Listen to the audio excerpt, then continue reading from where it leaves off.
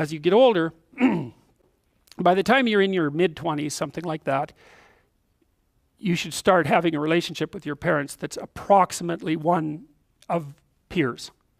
And you can tell if you have that. So here's a little trick you can use. So you have parents, obviously. They have friends. You probably care what your parents think, I would imagine. Do you care what their friends think of you? And the answer to that is, well, not nearly as much. And so then I would say, well, why do you care what your parents think of you then? They're the same people. You know what I mean? It's just luck of the draw that your parents are someone else's kids' friends. They don't think the same way about them that you do. Well, that's where you see that you have a projection. Right? If by the time you're 30, if what your parents think of you matters more than what, say, a random set of their friends think of you, then you've still got your parents confused with God. That's one way of looking at it. You've still got them confused with an archetype.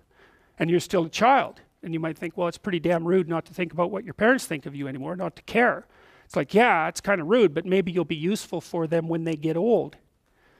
And that's a much better form of caring. It's like you're going to be independent enough and strong enough and detached enough so that when the power dynamic shifts, which it will, that you'll be the person that can carry things forward.